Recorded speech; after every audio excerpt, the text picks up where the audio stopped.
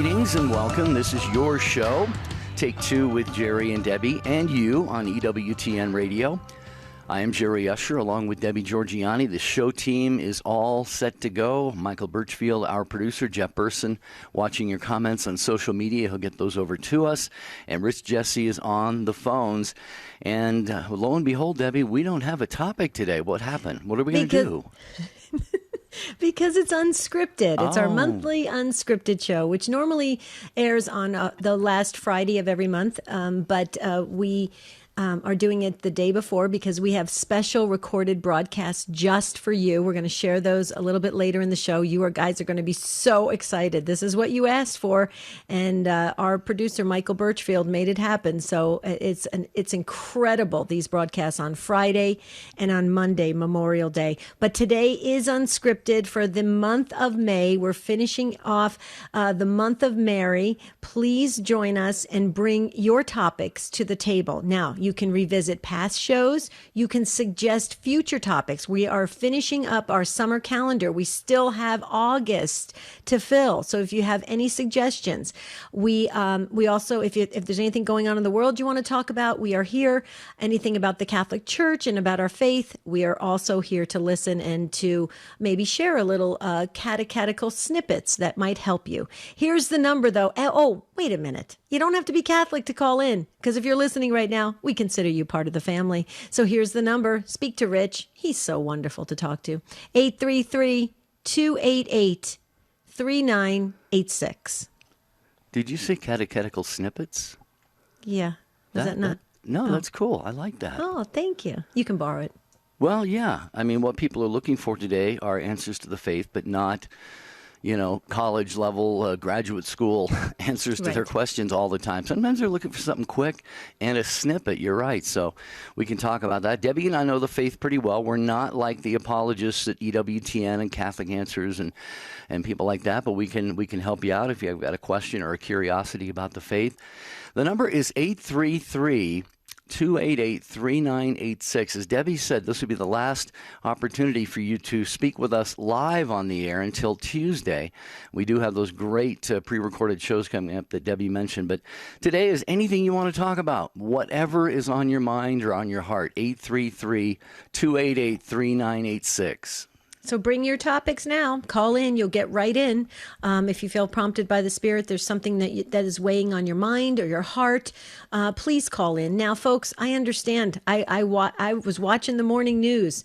The airports are packed. Everybody's taken off for a 4-day weekend. I understand that. So you may be driving in the car and listening to us and getting ready for that wonderful vacay. We understand it. Pull over safely to the side of the road and call in, will you? Don't get started with your vacation yet. 833-288-3986. We need to hear from you to make this a very just interesting discussion on Unscripted, and we want to learn something. We want to grow. We want to walk away a little bit changed and closer to God, of course. So maybe you have a question about the faith. Call in now, 833-288-3986. Did you see the pictures on the news of the packed airports? They're packed. I did not. I haven't had the news on yet today. I didn't see that. Wall to wall, packed. Just like, it's unbelievable. I've never seen anything like it. And people are paying as high as, when they rent a car, they're paying as high as $400 a day. I know. People just want to, we're ready to start enjoying life again, I think. A little bit of pent-up energy or desire to see loved ones, family, friends in other parts of the country, or just get away for a few days. So 833-288-3986. We could start off with an email, Debbie, if you want. We got an email from Elaine. Elaine says, hello, Jerry and Debbie. We live 15 miles south of Portland, Oregon, in Oregon City. Elaine, I know where that is very well. I lived 18 years in Portland, and I was a seminarian there for 6 years in the Archdiocese of Portland. Oregon City is absolutely beautiful. She says, last year I retired from a HIV/AIDS healthcare organization located there.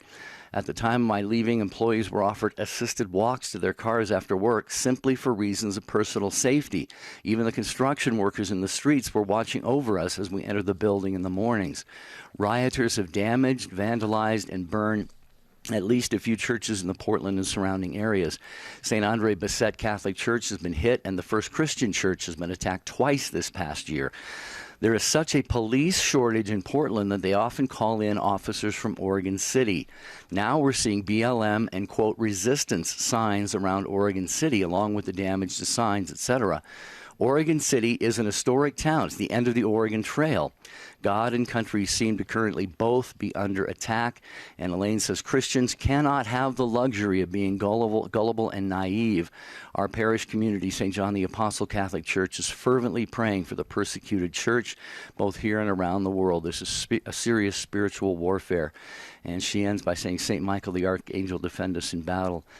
God bless you, Elaine. Thank you so much for sharing that with us. And it's so sad. I know it's been a really rough time in Portland and Seattle and many places in the Pacific Northwest in particular, but also along the entire West Coast. So we're praying with you for the persecuted church around the world. Very sad. Maybe we could talk a little bit about that. How do you feel? You grew up in that area, right, of the country, or you were raised in that area.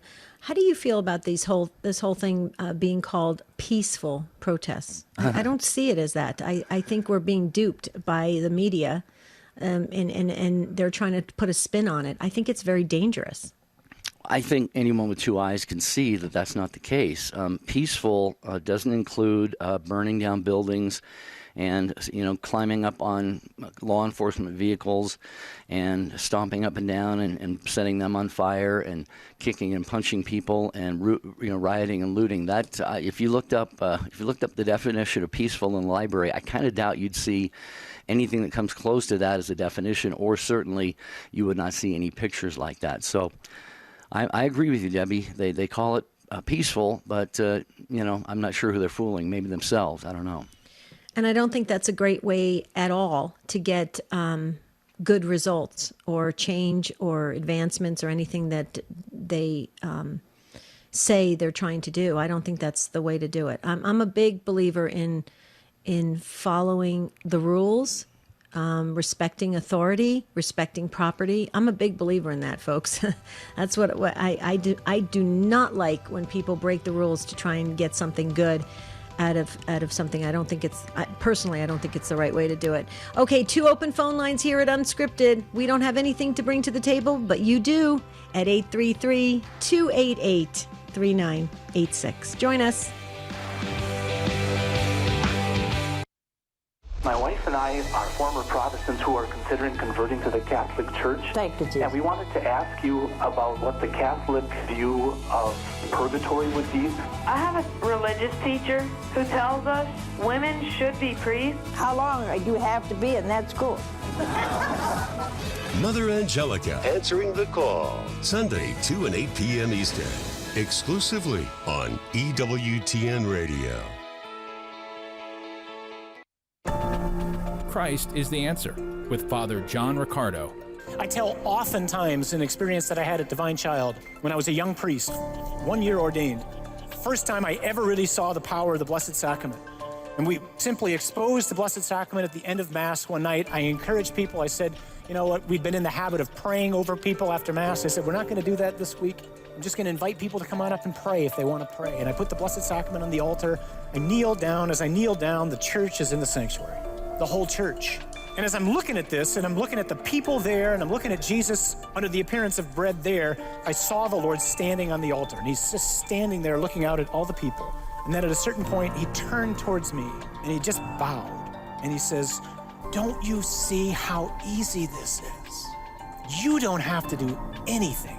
You just have to put me out. You put me out, and I will work.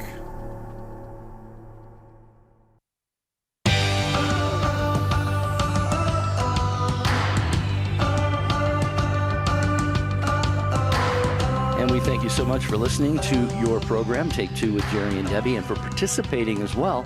Phone lines have now all been taken for now, but they will become available for you as we talk about whatever is on your mind or heart today. Our Unscripted broadcast, usually the last Friday of the month, but we have a 4-day weekend Two very, very wonderful tape shows for you tomorrow and Monday. We'll tell you a little bit more about those later in the program. But I want to remind you that EWTN is definitely available on podcasts. In fact, EWTN Radio posts 11 podcasts every weekday and over 60 per week. So you never have to miss your favorite EWTN programs. And they're all free. Just go to EWTN.com/radio/podcasts to listen and subscribe. Very good. We have full phone lines here on Take Two. Wow, you guys, you are awesome. You stopped your vacation plans to take part in Unscripted. Thank you so much. Here's the number, 833-288-3986. Where are we going first, Jerry? Looks like Dewan in Winston-Salem, North Carolina, listening on Sirius XM 130. Hi, Dewan. Welcome to the program. Hi, how are you? Doing well. Thank you so much for calling. Yes, I wanted to find out what y'all's take was on The Chosen that is being played now, just a reenactment of Christ's life here on earth. I don't know, I feel like it really is refreshing and also kind of like a wake-up call for people who are lost or who have maybe lost their way in their faith or with Christ. I think it really makes you think a lot about where are you in your life in Christ? Where are you in your faith, you know? Yeah. And are you being that representation for God here on earth that he needs? Yeah. I completely agree, Dewan. I actually, I'm very pleased with the Chosen series. Dallas Jenkins did I think a beautiful job in expressing how Jesus would relate to others, and that's a beautiful thing because we are called to deepen our relationship with Jesus. The lead actor who plays Christ is Jonathan Rumi, and Jonathan Rumi has been interviewed by Dr. Scott Hahn. He's been on Life on the Rock, I believe, in October of last year. Jonathan Rumi is a Catholic, and he actually has said just recently, he said he was explaining how the Eucharist and Our Lady helped him portray Christ in the new TV series. How beautiful is that, to have the Eucharist and Our Lady be the source that allows him to play the character in the series of Jesus. I agree with you. And I think, we're at a place in this world where a lot of people feel lost. They're not sure what their relationship is with Jesus. They're not sure how to imagine what Jesus was like. And I think this Chosen series does a fine job. And here's something interesting, Dewan. Most people probably don't know this, but Jerry Usher is born on July 1st, and so is Jonathan Rumi, the one who plays Christ, is born on July 1st. So a little interesting trivia there, Jerry. Interesting, yeah. What do you think, Dewan? Yes. I mean, and I think it's good because, I don't know, like I moved here in North Carolina like 3 years ago, and I didn't realize until I moved to the South that there's like this big anti-Catholic concept going around America, and it just amazes me. I was telling this lady the other day, because she's saying, well, she didn't know we were Christian and stuff, and I'm like, well, do you not understand that your church is actually a branch off of the Catholic Church? Like, before all of these other churches existed, it was the Catholic Church, and y'all branched away for reasons that y'all didn't want to live according to the written word. I mean, to me, that's the way I look at it. And it's so amazing. So I just pray that this year, I tell everybody about it, who's Catholic, who's not Catholic, to watch it, because I just feel like people really need to understand who we are as a faith, because for some reason there's so much confusion about the Catholic Church, and I never knew it until I moved to the South. I never knew that there were all these disputes about us being Christian, and they say that we worship Mary and we don't worship God. I mean, I've heard so much. It's just really been interesting. So I just pray that people really understand that the Catholic Church was the beginning of the churches, and that it is a guideline of how we should live. Before I was in the Catholic Church, I was in the Baptist Church, and I would hear the word, but I didn't know what to do with it. When I joined the Catholic Church, that's when I really learned how to take God's word and use it in my life on a regular daily basis. And so I just pray for people to find Christ and to understand that, you know, the time you're judging other churches for where they are or what they stand for, you really have to understand and know, because, like, I was watching the EWTN special, and I didn't know, like, with St. Thomas More, I didn't know that he was beheaded because he wouldn't go along with the King of England and what he wanted. Like, I think people need to know the history of the Catholic Church, and I pray to God that this will help people know and understand the history and the purpose of the Catholic Church before all these other churches even came about, and don't even follow. I mean, I was in a church, they don't practice Palm Sunday. They don't talk about Easter. When I started the Catholic Church, I really understood and learned to respect the day of Christ, you know, Christmas, Easter, all of the things that matter. I mean, before that, I didn't know the importance of everything because I was in a church where it was more glamorous sermons, long, dramatic sermons, but none of it direct you to Christ or to how to use his words to guide you, you know? Right.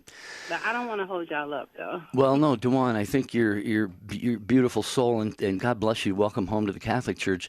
I hope, I pray, I think I'm going to be pretty certain about this, that you would join me in recognizing all of the beautiful elements of truth that exist in non-Catholic Christian traditions. When it comes to, proclaiming the faith and being bold in the face of persecutions or the pro-life front or what have you, there are many non-Catholic Christians who are very, very inspirational, if you will. The deal is there's misinformation, there's misperceptions. You were able to break through many of those with the grace of God, and we need to just pray like Jesus did in John chapter 17, verse where is it again? Verse 20, my prayer is not for them alone. I pray also for those who will believe in me through their message. 21, that all of them may be one. Jesus' prayer is that all of his followers may be one, and God willing, we can pray for that and look forward to that day to come pretty soon. What's the old saying, especially in the times we're living in right now, Debbie? We need to hang together or we'll hang separately. So we need to pray, I think, more fervently than ever for Christian unity in the times that we're living in. So, Dewan, thank you for the call. We appreciate that. What do you think, Debbie? I agree. Couldn't add one syllable to that, Dewan. Thank you so much. Bless your heart for calling in and being first up on Take Two. We so appreciate it. So call us again, okay? And can I say one more thing? Sure. Only thing else that I wanted to say was the thing that really got me with The Chosen, like on season 1, episode 4, I was crying because it shows you the depth of where these people were in their life when Christ came to them. And I want people to understand that too. Mm-hmm. Oh, yes. I get so emotional when I watch the series. I agree with you. I'm right with you. We should have like a watch party. I know our Inspired by Faith book and fellowship club, they've been having watch parties on Facebook. So if you want to join us, Dewan, we'd love to have you. All you have to do is go over to standtalltoday.com, click the book club tab, and join the Facebook group. I know they're having watch parties. It's kind of fun. All right, thanks again, Dewan. It's Unscripted today on Take Two with Jerry and Debbie. Jean has something on her mind or her heart in Sioux City, Iowa. Hello, Jean, listening on Iowa Catholic Radio. First time calling our program. Hello, Jean. Hello. Greetings. Hello. Yep, how are you? Hi. Well, very good. Thanks. Good. I always wanted to call in one of the programs, but I've never, had the opportunity. And today, for some reason, it worked. So great. Good. I'm excited. Awesome. I have always struggled with, as an adult, and I've been a Catholic since I was married at 19 for 43 years, raised our children Catholic, and our grandchildren, we're trying to encourage that and help with that. But my issue is, or my dilemma or something that pulls at my heart is, and I've discussed this with priests several times and, read the catechism and everything about gay homosexuality.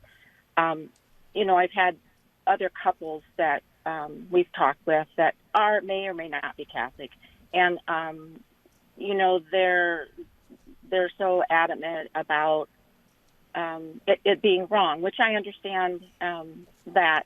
But my point that I want to make to parents is that if your child or grandchild came to you and said that, how would you react? And I know that some families have, pushed family members away because of this. And my inclination is that we love them, and by our example, in prayer, try to help them to know the right path and let God intercede, because I feel like we're all, let the children come to me, he said, and I look at this like we need to be open to loving, because shutting people out is not the way to evangelize or to let them understand Christ. Right. So it's kind of a thought thing that I'm sharing, I guess. Yeah, Jean. Well, thank you. You've pretty much summarized the whole matter very succinctly. In terms of, you talked about it, the Catechism, Scripture talks about this as well. But what it talks about is the behavior. We have to be able to differentiate between sin and sinner, and I don't say that just about people with the same-sex attraction. I say that about all of us. We all are, we're all, I always like to say, I love the wreckage that is me, I'm a horrible sinner just like everybody else. So having, mentioned that as kind of a foundation, it's the behavior is what is improper. And, I agree with you. I mean, family members, friends, loved ones of those with same-sex attraction have to embrace them just as they would embrace anybody else, not so much the practicing or the acting out of that. And I think one difficulty or challenge for families sometimes is it gets thrown in the faces of family members. Family members try and be open, keep the door open, the lines of communication. You always hear about, the people coming home for the holidays and they want to bring their partner, their quote unquote spouse or whatever. Right. So, it can be a real tightrope for families to walk in this, but the starting point has to be one of love and acceptance of the person. That's where that has to start. And I think a lot of people don't begin there simply because they're concerned about the behavior part of it, which of course they should be. But Debbie, I don't know if you've got any thoughts on this. No, again, I couldn't add anything to it. Go ahead, Jean. Go ahead, Jean. Well, I was going to interject one thing that I dealt with as a RCIA sponsor. I've done it a couple times, but the last time I had to fill out a form, talks about being a practicing Catholic. But the questions that bothered me so badly were about that I was not in and I don't know the exact words, an abnormal relationship. And it was very much indicating, a same-sex type thing.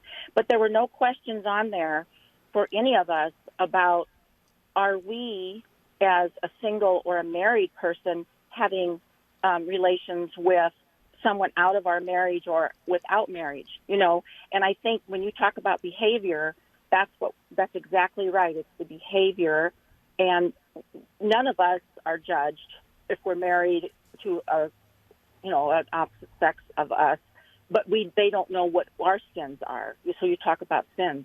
And then the other thing that I think is so important is I hear people say, my friend's getting married, they're marrying a same-sex partner, and I don't know if I should go to their wedding because I don't want to show support for that.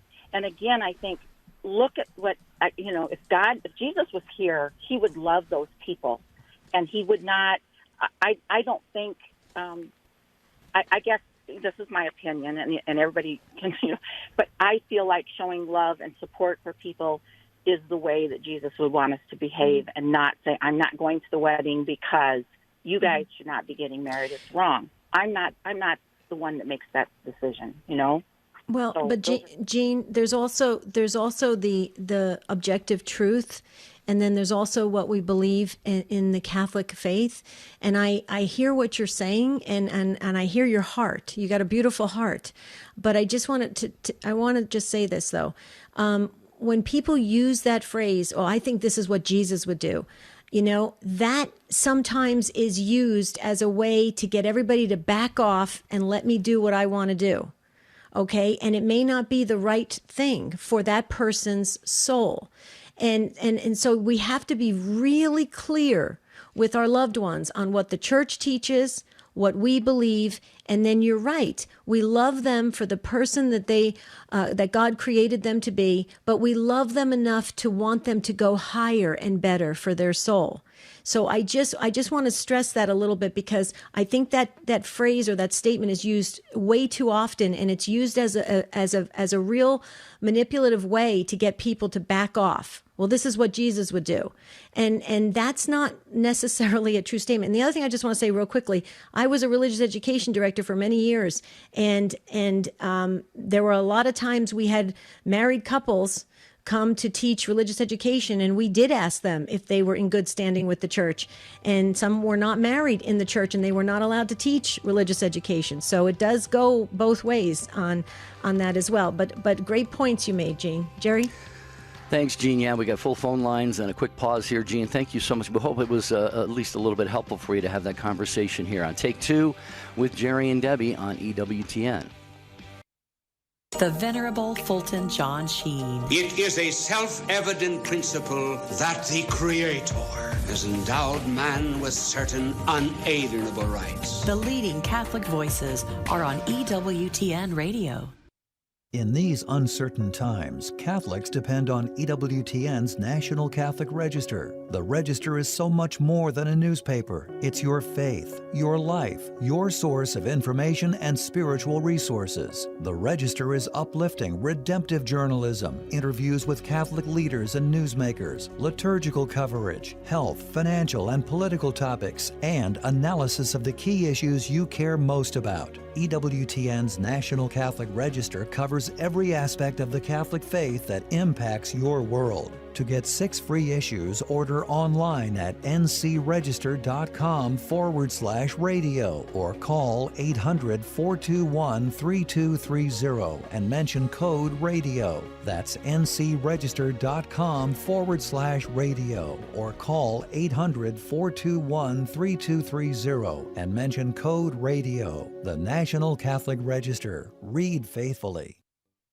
EWTN, communicating the faith. You know, you get paid in heaven for the ministry that you do on here. I love your show. My life has completely changed. Through God's power and through His revelation, I've changed myself in my life. All my first fruits go to God, and I remain in God. I pray all the time. Your show is in my prayer. EWTN. Live truth. Live Catholic. Hi, this is Janet Williams. We embrace the essence of feminine spirituality on Women of Grace tomorrow at 11 a.m. Eastern here on EWTN Radio. Now, back to Take Two with Jerry and Debbie.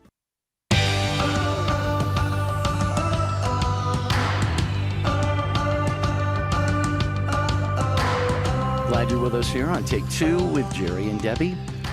Our last live broadcast through Memorial Day weekend. We'll be back live on Tuesday. And Debbie, maybe we should just remind people what we have coming up tomorrow and Monday. 2, I think, really Super awesome exciting programs. Yeah. I know. We are so excited. Our friend Adam Bly wrote a new book. It's called, and guys, you're going to love this because you've been asking about it, The Catholic Guide to Miracles.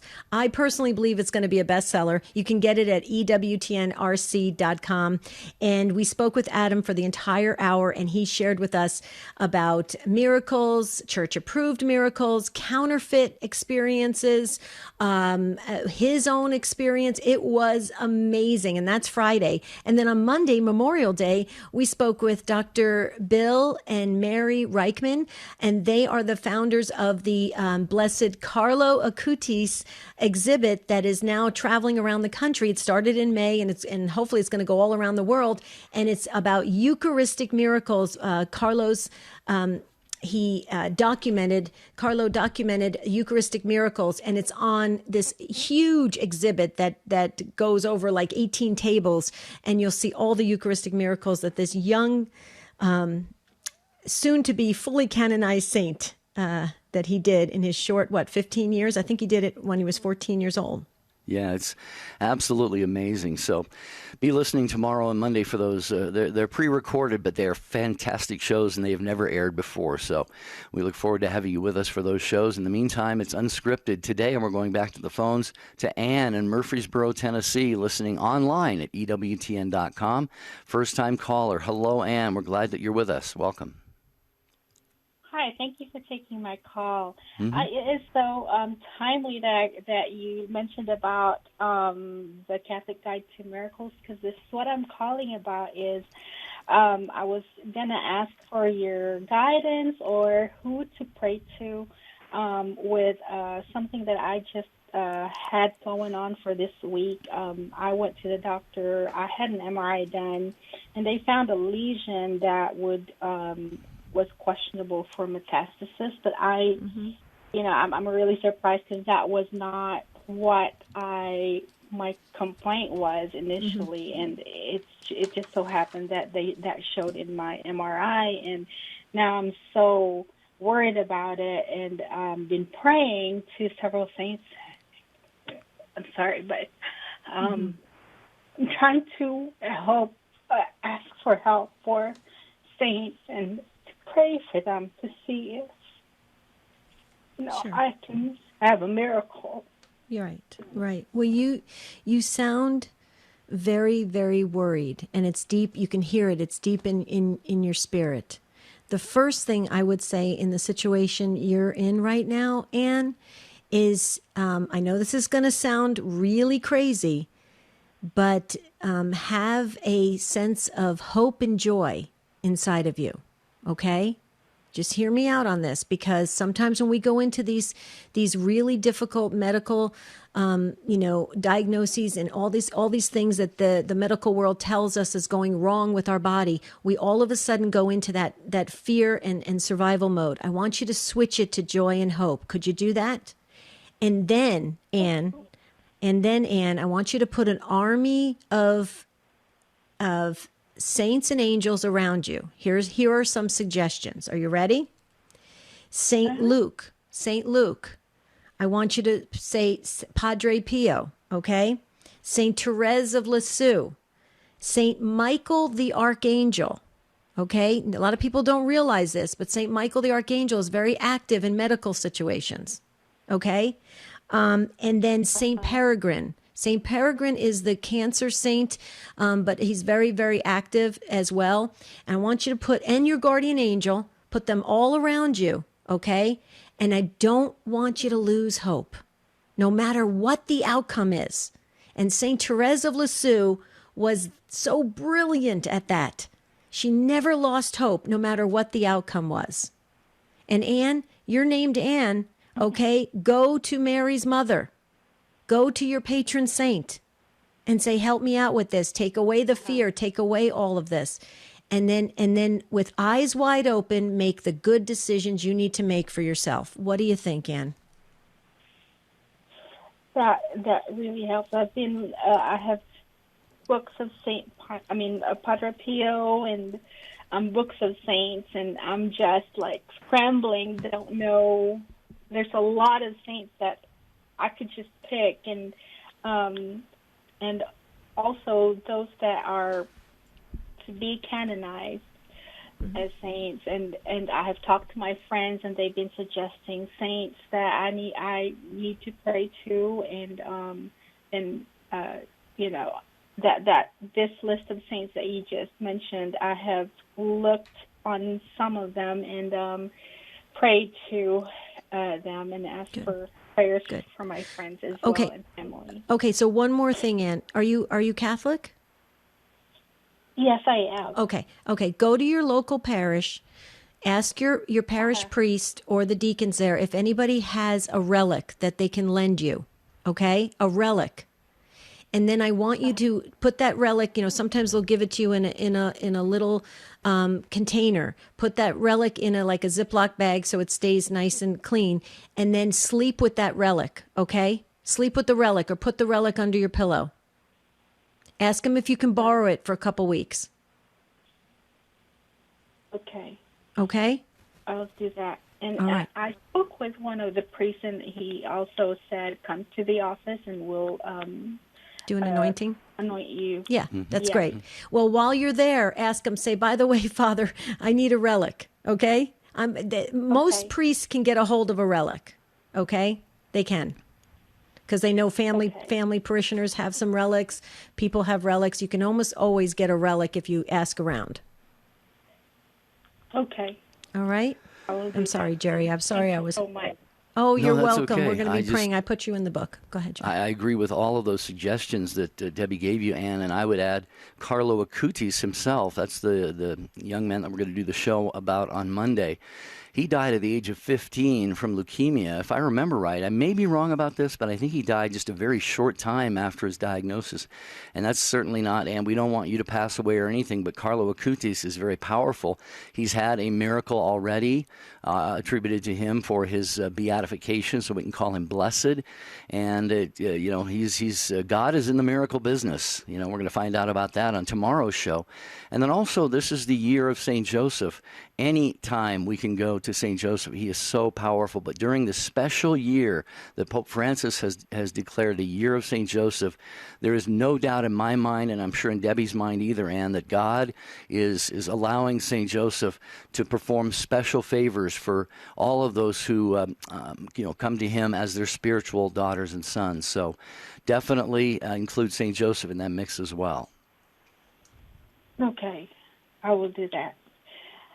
Thank you so much. It gives me some sense of relief just talking to you and all the saints that I have that you have mentioned. Absolutely. And please keep us posted, Ann. You can always email us at take2@EWTN.com, okay? It comes right to our inboxes, right to Jerry's and right to mine, okay? All right. Thank you so much. You're welcome. You're welcome. Be well. Okay, real quickly, Jerry, we're getting a lot of text messages coming in on Jean's call about same-sex attraction, and thank you, Jean, again for sharing what you shared, because this reminded me that I need to share this, because our wonderful ministry team was right on top of it and said, Debbie, you need to share what's happening in July. Okay, in July on standtalltoday.com, you'll get the information there. It's coming out next week. In July, we're going to have a special seminar for same-sex attracted young folks and adults and their parents. And there's several certified life coaches that will be leading the seminar, and one of them is our very own Avera Maria Santo, and she speaks all around the country on same-sex attraction, and it's what she lives with herself. And so she's going to help teens and young adults and parents on how to navigate this in a Catholic Christian way. And that's in July. It's for one day only. And the information will be out on standtalltoday.com. But thank you, Jean. You reminded us, because our ministry team said, Debbie, you should remind everybody what we're doing in July. There you go. All right, Unscripted today continues on Take Two with Jerry and Debbie. Couple of phone lines open if there's something you would like to bring up and discuss. 833-288-EWTN, 833-288-3986. Mary has been holding patiently in Boston, listening on the Station of the Cross. Hello, Mary, you're next. Hi, Jerry and Debbie. This is Mary Francis from the Boston area. Oh, Mary Francis. Hi. Good day. Hello. So nice to speak to both of you. First of all, I have to say that I find it, some days when I get to listen, not every day because of work, but I have to say both of you are just so open and positive for every single call that comes in. It's really so refreshing. So thank you for that. Oh, thank you, Mary. And just a couple of thoughts maybe today. I'm really happy that the country is reopening. We're lifting some of the restrictions. And I'm happy people are being vaccinated. I've vaccinated a lot of people myself. And I'm thrilled the COVID numbers are going down. I personally had COVID as well. But the country's in a really difficult spot right now. And I think part of it is because we're pushing, division is being pushed. We're not being unified, we're being divided. And fear has been really used from my perspective, as a way to have people used for people's lives for the past almost year and a half.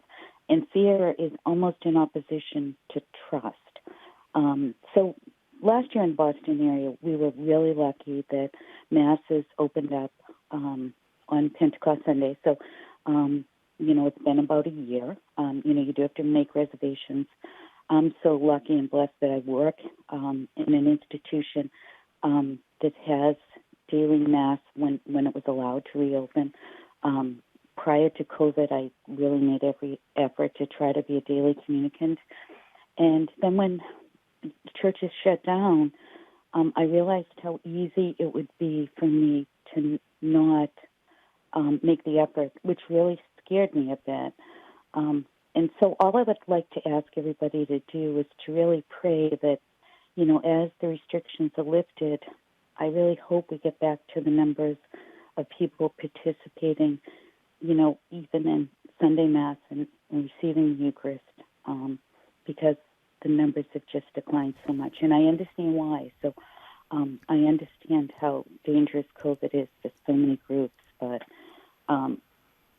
it's been a long time, and I just hope that doesn't really have a long-term negative effect on the church. So sorry, I talked very long there. I'll stop. Well, no, you made a great point, Mary, and this is a concern of ours on this show. We've talked about that. We have brought up the fact that not everyone has come back yet, and we, like you said, we can certainly understand that. But we've had callers come in and call the program and say, well, no, what my experience is we're seeing people are coming back, and even more so. Well, that's great. I think this is going to depend a lot on regional kind of trends that go on around the country. For one thing, I know I was responsible for the live streaming of Mass on Facebook at my parish at one of the weekend Masses, and as soon as things started, they're not fully back yet here in California. But our pastor says, you know what, we got to make the decision now. We're not going to be doing the streaming anymore because he doesn't want to give people that luxury, if you will, that easy out to stay home and not come to Mass physically in the parish. So.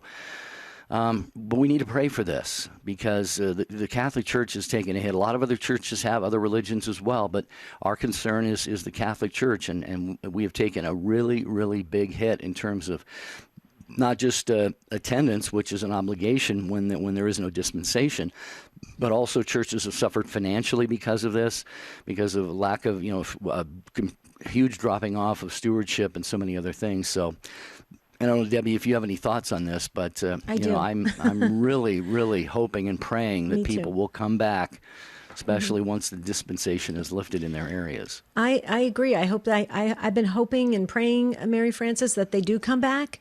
But I got to share something. I really believe, and I'm really mainly speaking to the clergy that listens. We have a lot of clergy, deacons and priests that listen to Take Two. Why? Because they get good homily material, and that's wonderful. We hear that all the time. You've given me great stuff for the homily, and I'm really kind of speaking to those deacons and priests that are listening. Please, I'm begging you, from the AMBO, from your homilies, give solid catechesis and give practical ways that we can apply the readings to our lives today. If you take time to prepare your homily and do it well, it can really help folks understand the real meaning of the Eucharist, the real meaning of the Mass, what it means to get into the living Word of God. Basically, what I'm saying, Mary Frances, is we need solid catechesis. If we don't have that and we start going out there, saying, well, this is what I feel, this is what I think, this is what we're going to be in a mess, and people aren't going to come back. Why would they? Okay, because they're not understanding what the Catholic faith is. So I'm right. I join you and Jerry and everybody else in the prayers that from the church we hear solid, authentic catechesis, and the people hopefully will respond. Mary, what do you think? That's my hope. I mean, I'm hoping that as people can go to baseball games and everything else, that people will want to make a physical return to the church. And, and I think it's fantastic, the live streaming and all the things that were done, through the internet and social media. But it's not the same as receiving the Eucharist sacramentally at Mass. And I have to just tell you really quickly, I know you're talking about miracles, and not that it's a big miracle or anything, but just quite a coincidence. I happened to call during the fund drive, and I had watched a program on Sister Claire Crocker on either Catholic TV or EWTN, I don't recall which, but I was fascinated by her, so I wanted to make a small donation for her. And the woman who answered the phone said, "Oh, you know her?" And I said, "Oh, my goodness, no, and she died in a earthquake, so there was no way I would have." And she said, "Oh, I know her. She stayed at my house." So it's really interesting how God works. And although, I just happened to see this special documentary about Sister Claire Crocker, who, lived a very short life, died at 33. And then the woman I called who answers the phone actually knew this person. So it's a very small world. And I think there's just little things like this that happen pretty frequently that we just have to realize that God has a hand in all these little things. Mm-hmm. Yeah. Amidst all the turmoil, the chaos, the division, the hatred, the vitriol, the churches, people, being away from church and hopefully now coming back, God is still in control of everything. That's a great point, Mary.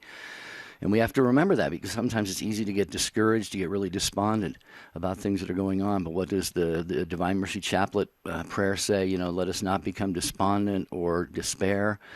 So a lot of reasons still to hope, and hopefully things will continue to go in the direction that they are going in terms of opening up, and not just opening up for the sake of that, but for especially people of faith to really start to pick up their faith and start to live it again. And I think we're gonna see more of that. Thank you, Mary, for the call in Boston. Appreciate it so much. Well, this is such a God moment. Can you share about a previous caller that called in and added St. Rita? I was going to add St. Rita. Can you share that, guys? I'm going to add St. Rita to our previous callers. Anne was looking for saints to circle around her. Yeah, Lika called in Sterling Heights, Michigan, and had just finished praying to St. Rita when she turned the radio on to hear Anne's call. So Anne, St. Rita is another option for you to pray to, and we have the great Take Two family listening and caring for one another and loving one another. So thank you, Lika in Sterling Heights, Michigan, for calling that in. We appreciate it.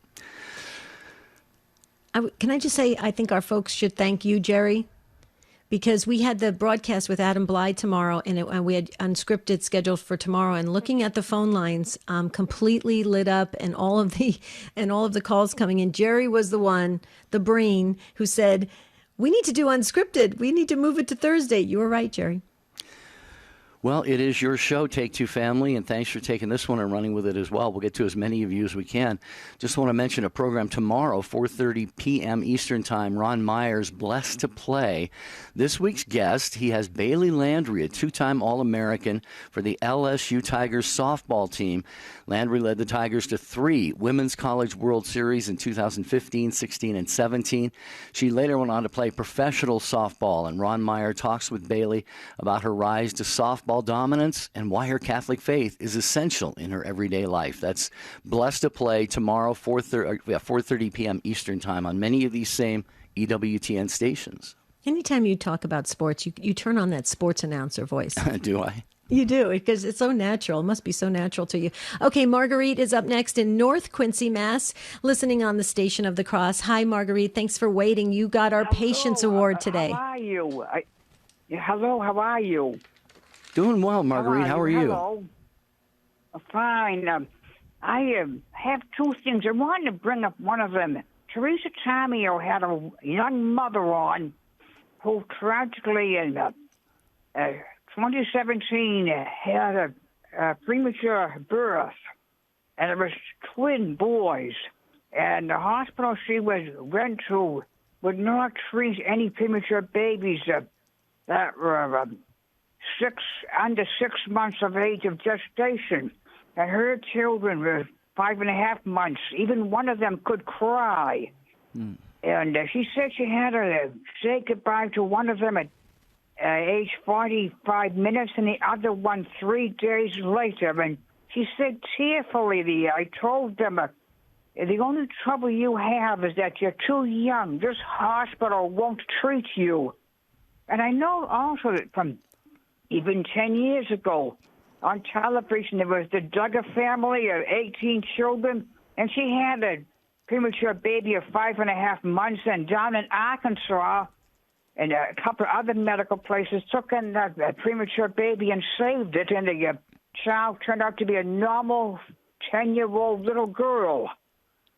And the other thing I was going to bring out is one of the patron saints, a Dr. Saint, who was a doctor. His name is Dr. Joseph Moscato.